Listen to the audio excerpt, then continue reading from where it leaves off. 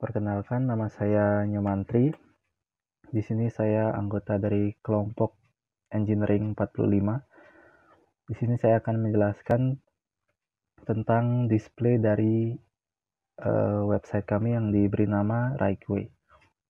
Di sini saya akan menjelaskan secara singkat apa itu Rikeway, yaitu website kami yang dimana website ini berguna untuk memberikan informasi seputar fakultas yang tersedia di berbagai kampus, lalu program studi dari fakultas tersebut, dan juga penjelasan detail mengenai program studi yang ada. Lalu di sini juga ada panduan mengenai bagaimana cara masuk sebuah PTN, PTS, ataupun kampus lainnya.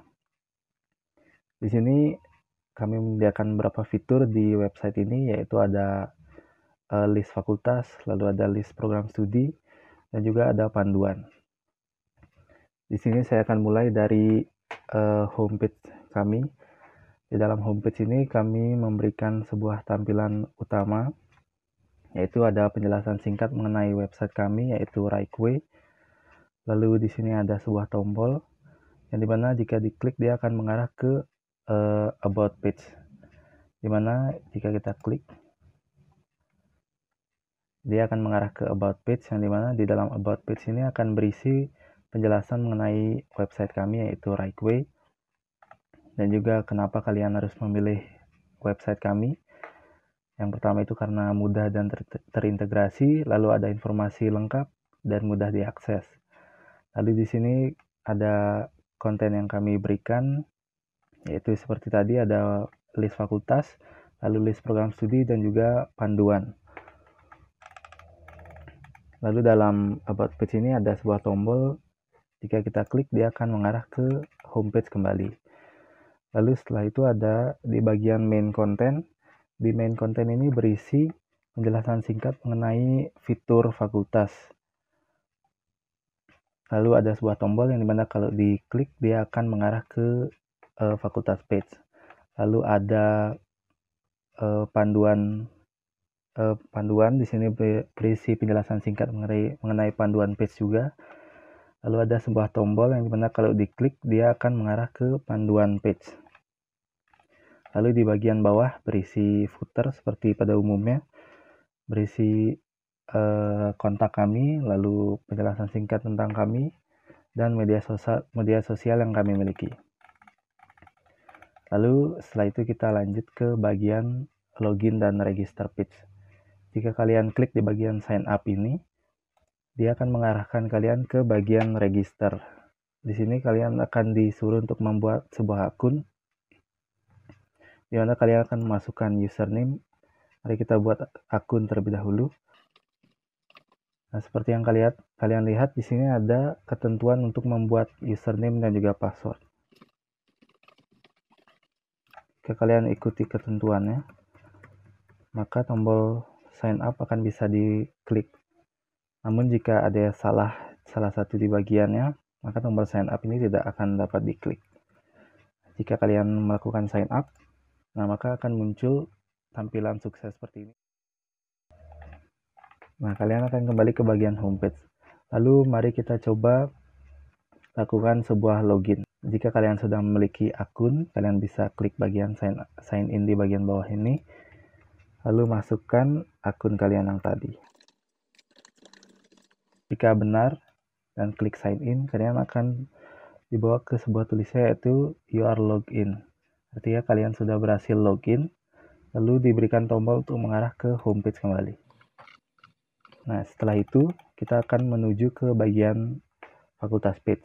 Di sini kalian bisa menggunakan navbar di atas ini atau tombol di bagian bawah ini. Nah, seperti ini tampilan dari fakultas page kita, yang dimana berisi list berbagai fakultas yang ada. Lalu untuk kalian bisa mengakses bagian lihat selengkapnya ini untuk mengakses program studi yang tersedia di fakultas ini. Coba kita klik salah satunya, maka akan diarahkan ke bagian program studi list. Di sini berisi list program studi dari fakultas yang kalian klik tadi. Tampilannya akan hampir sama seperti fakultas page tadi. Jika kalian ingin melihat selengkapnya dari program studi ini, tinggal klik lihat selengkapnya juga. Maka akan diarahkan ke program studi detail page ini. Di sini berisi penjelasan singkat tentang program studi tersebut, lalu karakter yang sesuai, mata kuliah yang ada, dan prospek kerjanya bagaimana. Nah, setelah itu kita bisa kembali ke homepage dengan menekan homepage di sini. Lalu kita ke bagian panduan page. Nah, di bagian panduan page ini berisi pilihan panduan untuk masuk ke PTN, lalu untuk panduan masuk ke PTS, panduan masuk kedinasan, dan juga panduan masuk pendidikan vokasi. Lalu kita memiliki satu buah fitur tambahan jika kalian login sebagai admin. Di sini kita login dulu sebagai admin. Nah, jika kalian sudah login sebagai admin, kalian ke bagian prodi list tadi. Kita pilih salah satu lagi. Nah, di bagian prodi list ini ada sebuah fitur yang dimana berguna untuk menambahkan program studi baru. Jika kalian klik tanda plus tadi, akan mengarahkan ke form ini. Di sini kalian bisa memberi nama prodi baru, lalu fakultas, nama fakultasnya, deskripsinya, karakternya, mata kuliah, dan juga prospek kerjanya. Lalu jika diklik submit, maka akan muncul alert berupa berhasil menambahkan data. Maka itu bertanda data yang kalian masukkan ini sudah berhasil tambahkan ke program studi yang baru.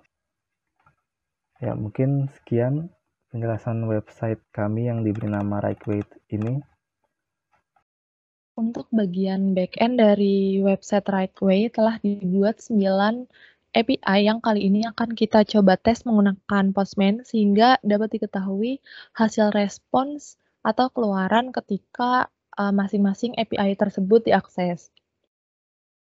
Yang pertama ada API sign up. Metode yang digunakan adalah post. Kita akan mencoba mengirim data berupa username, email, password, dan juga full name. Ketika data tersebut dikirim, kita akan mendapatkan respons berupa sign up success, yang berarti bahwa keempat data tersebut telah terekam pada database. Berikutnya ada API login. Metode yang digunakan adalah post. Kita akan mengirim data berupa username, email, dan password yang sesuai dengan data pada database. Kita akan mendapatkan respons berupa username dan juga token. Sebaliknya, ketika kita memasukkan username atau password yang salah, atau dapat diartikan bahwa username dan password tidak sesuai dengan database, maka kita akan mendapatkan respons berupa error login failed. Lalu ada API logout, metodenya adalah post. Ketika kita mengirimkan data username, email, dan password yang tadi digunakan ketika login, maka kita akan mendapatkan respons berupa logout. Oke, jadi di sini saya perlu melakukan login terlebih dahulu untuk mendapatkan autentikasi dan tokennya. Lalu di sini ada endpoint API/prodi/list. Di sini akan menampilkan keseluruhan program studi yang ada pada database kami. Lalu endpoint selanjutnya ada API/fakultas/list. Di sini akan menampilkan keseluruhan fakultas yang ada pada database kami. Lalu di sini kami menggunakan endpoint yang menggunakan parameter. Di sini ada parameter fakultas name dan juga prodi name. Sebagai contoh, saya di sini akan menampilkan program studi kedokteran yang ada pada fakultas kedokteran. Nah, jadi di sini sudah didapat datanya dengan prodi name kedokteran dan fakultas name fakultas kedokteran. Lalu selanjutnya di sini ada endpoint API prodi menggunakan parameter fakultas name. Jadi di sini akan menampilkan seluruh program studi yang terdapat pada fakultas teknik misalnya. Nah, pada fakultas teknik terdapat prodi arsitektur, arsitektur landscape, manajemen rekaya industri, dan sebagainya. Lalu endpoint selanjutnya di sini ada API/prodi name dengan parameter prodi name. Misal kita ingin mengambil perencanaan tata ruang dan pertanahan. Di sini kami akan mengambil program studinya tanpa menggunakan parameter fakultas. Jadi di sini sudah ditampilkan datanya perencanaan tata ruang dan pertanahan dengan atribut-atribut pendukungnya. Lalu endpoint selanjutnya yang kami buat, jika saya login sebagai admin, maka admin dapat menambahkan data program studi baru ke fakultas yang sudah ada. Jadi misal di sini saya akan menambahkan data program studi baru ke fakultas kedokteran. Jadi di sini misal prodi name-nya saya buat prodi baru di fakultas kedokteran. Nah, fakultas name-nya juga harus disesuaikan fakultas kedokteran. Fakultas kedokteran ada di ID 1011. Jika kita send program studi prodi baru di fakultas kedokteran has been added. Lalu kita lihat ke database. Di-refresh dulu program studi. Lalu ada ID 1011. Nah ini.